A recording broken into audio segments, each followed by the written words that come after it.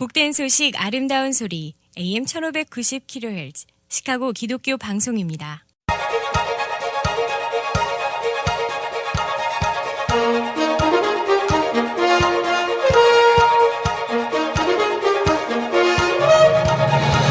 김정일 해설위원의 시사 해설. 세상을 넓게 봅니다. 삶의 지평이 넓어집니다.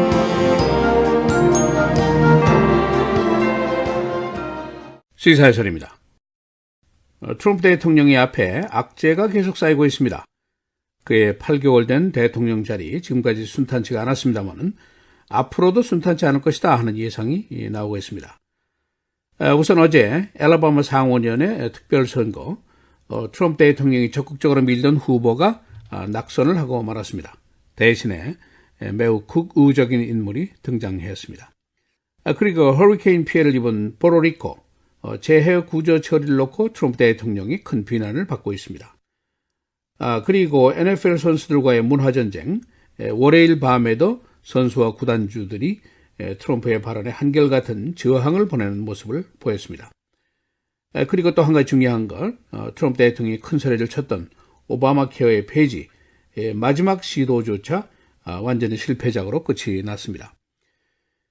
그리고 그의 대통령 취임 이후에 계속 그를 따라다니면서 괴롭히는 러시아 조사, 특검이 화이트하우스의 고위 보좌관들을 조사하기로 그 조사 범위를 확대하고 있습니다. 그리고 물론 이 북한 핵위기가 있는데 지금까지 트럼프와 김정은의 말싸움 수준이 아니냐 이렇게 변질되고 있다는 평가가 나오고 있습니다. 이렇게 여러 가지 악재가 쌓여 있는데 문제는 지금 열거한 이런 것들이 쉽게 사라질 악재들이 아닌데다가 이제 앞으로 남은 감세 문제라든가 멕시칸 워, 인프라스트럭처 난제들이 많이 있기 때문에 그의 앞길이 험난해 보인다. 이것이 오늘 정치권의 일반적인 전망입니다. 또 한 가지 엘라바마 선거에서 아주 극우적인 인물이 나왔는데 로이 무어 전 판사입니다. 여기에 따라서 소수계 또는 이민자인 우리들에게 이것이 위협적인 일이 될 수도 있을 것이다. 그런 예상도 할 수가 있습니다. 그래서 오늘은 트럼프 앞에 놓인 악재들이 어떤 것인지, 그 성격은 무엇인지, 앞으로의 전망은 어떤 것인지, 남부주들의 극우적인 인물을 선택하는 그 분위기, 우리들과 무슨 관계가 있을 것인가, 그런 이야기들을 종합하도록 하겠습니다.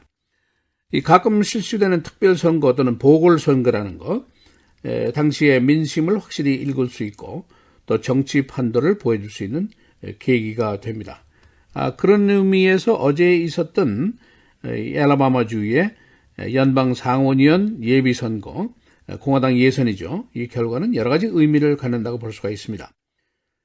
이 자리는 엘라바마 상원의원이었던 제프 세션스가 법무부 장관으로 발탁이 되면서 공석이 된 자리인데 그 자리를 지금까지 루터 스트레인지가 메꾸었습니다. 어제 정식으로 이제 스페셜 일렉션이 벌어지게 됐는데 승자는 극우파적인 사고를 가진 판사 출신 로이 무어가 아주 큰 표 차이로 승리를 했습니다. 근데 여기에 이제 문제가 있습니다. 트럼프 대통령이 적극적으로 밀었던 루터 스트레인지가 낙선을 하고 말았습니다. 그 대신에 화이트하우스에서 쫓겨나다시피 사라졌던 특별보좌관인 스티븐 배넌이 열심히 밀었던 로이 무어 판사가 당선이 되었다는 거, 이것이 이제 문제입니다. 이 엘라바마주라든가 이 남부주 공화당의 정치 기반 지역인데 여기에 민심이 트럼프를 곱게 보지 않는 것이 아니냐, 그런 추론들이 나오고 있습니다.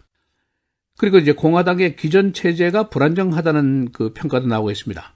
어제 선거 결과로 공화당 내부에 기존 기득권층에 대한 도전이 있었지만은 이 오바마 케어 철폐안의 실패는 매치 맥카노 상원 총무에게 큰 타격을 줬습니다. 게다가 그의 절친인 밥 코커 테네시주 상원의원이 어제 은퇴를 발표했습니다. 이게 공화당 기득권에게 악재가 추가되는 순간이었습니다. 그리고 이제 오바마 케어 폐지안 새로운 공화당의 의료안이 결국은 오늘 표결에조차 붙이지 못하게 되어 있습니다. 표가 없기 때문입니다. 트럼프와 공화당 지도부가 또 한 번 수모를 겪게 됐습니다. 최소한도 3명 이상의 공화당 상원의원이 반대를 했는데 이것 때문에 마지막 시도도 수포로 돌아갔습니다. 이 공화당 내의 엘라바마주 선거 결과를 보면은 극우적인 세력이 등장을 하고 있다는 표시고, 또 의뢰안을 놓고 보면은 반대로 진보 성향의 움직임도 있습니다. 그러니까 공화당 내의 분열 현상, 양측 협상이 있다, 그런 해석도 나오고 있습니다. 또 한 가지, 포르리코 허리케인 피해 구제 문제인데 트럼프 대통령이 늑장을 부렸다라고 현지의 거버너를 비롯해서 주민들이 불만을 표하고 있습니다. 포르리코는 미국 영토고 미국 시민이 300만 명 이상 거주하고 있는 섬입니다. 현재 완전히 폐허가 됐는데 연방정부가 신속하게 대처를 하지 않았다는 느낌을 받고 있습니다. 언론들은 트럼프 대통령이 이 시점에서 NFL 선수들과 싸우느라고 여기에 정신이 팔린 것이 아니냐, 그런 의문을 제기를 하고 있습니다. 트럼프가 자신의 트윗을 통해서 NFL 선수를 공격한 것이 무려 24번입니다. 그러나 포르리코에 대해서는 단 한 건도 트윗을 한 적이 없습니다. 그리고 NFL과의 문화전쟁, 지난 선데이에 전국 각지 경기장에서 거의 대부분의 선수들 그리고 구단주들이 트럼프의 막말에 항의 시위를 했습니다. 이 시위는 월요일에도 계속이 됐는데 먼데이 나잇 풋볼, 카우보이스 그리고 카디널스의 경기에서도 이것이 계속이 됐습니다. 결국 이제 국기에 대한 경의 표시를 하지 않았다고 그 선수에게 SOB라고 대통령의 공개석상에서 욕설을 퍼부은 것인데, 자신은 이것이 인정 문제가 아니다라고 굳고 부인을 하고 있습니다만은 대부분은 그가 정치적인 교착 상태를 타개하기 위해서 애국심 또는 국가 이런 것을 들고 나와서 남부주 보수층의 시민들을 자극하기 위한 것이었다, 그런 의심을 받고 있습니다. 그러나 이제 구단주인 백인 억만장자들은 트럼프에 대한 정치 흥검자들이고, 그리고 나머지 기라성 같은 선수들은 대부분이 흑인이고 소수계들입니다. 이게 이제 쉽게 끝나지 않을 싸움이라는 예상이 나오고 있습니다. 북한 문제, 앞으로 어떤 일이 벌어질 것인지 장담할 수 있는 사람은 지금 아무도 없습니다.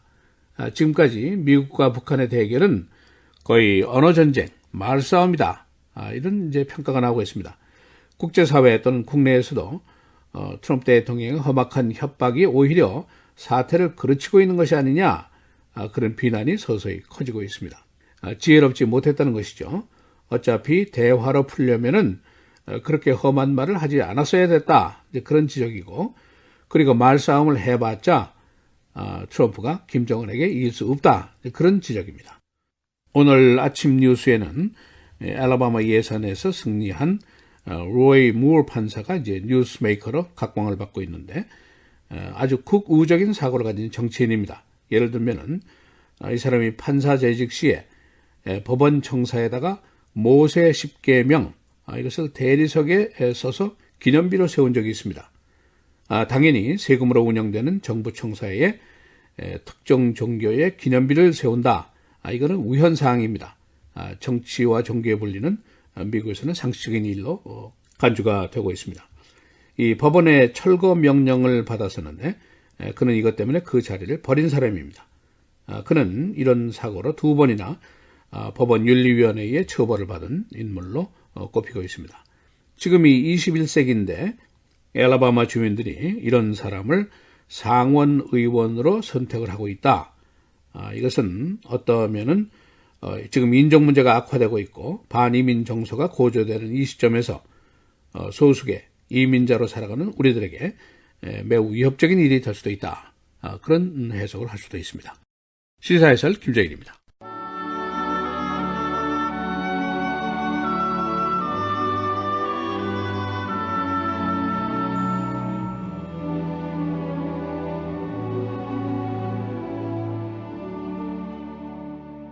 너희 안에 이 마음을 품으라.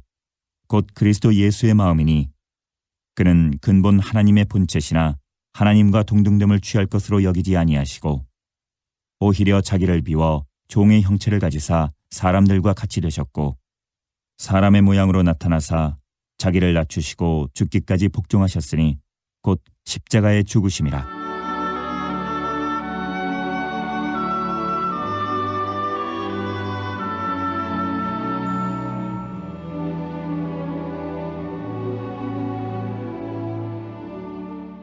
헤드라인 뉴스입니다. 엘라바마주 공화당 상원 예선에서 어제 극우 성향의 로이 무어 전 판사가 승리했습니다.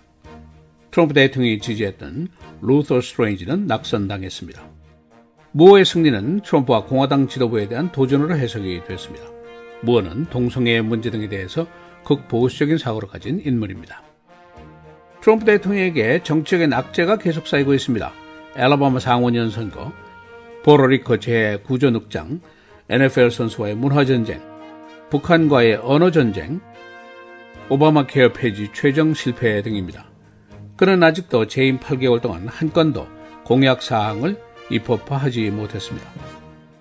공화당 지도부는 새 의료안을 오늘 표결에 붙이지 않기로 결정했습니다. 과반수 표가 없기 때문입니다. 3명의 공화당 의원들은 새 의료안으로 인한 무보험자 양산, 메디케이드의 지나친 삭감, 그리고 졸속 진행 등으로 반대를 천명했습니다. 트럼프 대통령이 오늘 감세안을 구체적으로 발표하게 됩니다. 그의 감세안은 기업세를 20%로 낮추는 것을 비롯해서 개인 인컴 텍스도 15, 25, 35%로 낮추는 안입니다. 개인 세금의 세율은 지금까지 7개 등급이었습니다. 구글이 오늘 19번째 생일을 맞습니다. 구글은 현재 최대의 서치 엔진으로 자리를 확고히 했습니다. 구글은 또한 이메일과 통역 등 새로운 서비스도 개발했습니다. 태미 덕워스 상원의원은 내년 가버너 선거에서 후보 지지를 하지 않겠다고 말했습니다. 덕워스는 어제 시카고 트리뷴과의 인터뷰에서 트럼프의 1조 달러에 달하는 기간시설 개수 사업의 구체안을 신속하게 밝힐 것을 요구했습니다. 시카고의 한 시민단체가 무숙자들과 식사하기 운동을 펴고 있습니다. Diners for Humanity, 이 자원봉사자들은 매달 무숙자들을 식당에 초대해서 함께 식사를 나누기로 했습니다. 이들은 윌슨과 로렌스의 홈리스 텐트시티 철거를 반대해 왔었습니다. 시카고 리버에 식당 전용 보트가 내년부터 뜨게 됩니다. 시카고의 RDC 회사는 내년 7월부터 약 200명이 탈 수 있는 유리로 된 식당 보트를 시카고 리버에 띄우게 됩니다. 이 회사는 1980년대 이후부터 레이크 미시간의 식당 보트를 운영해 왔습니다. 어제는 여름, 오늘은 가을입니다. 오늘부터 최고 기온이 70도대로 내려가게 됩니다. 오늘 날씨 맑고 흐리고 최고 72도, 내일 맑고 72도, 금요일 토요일 계속 맑습니다. 금요일의 최고는 69도, 토요일 65도, 주일은 맑고 흐리고 72도입니다. 오늘 시사해설, 트럼프 대통령에게 최근에 계속 악재가 쌓이고 있습니다. 어떤 내용인지, 정치적인 영향은 어떤 것인지 알아보겠습니다.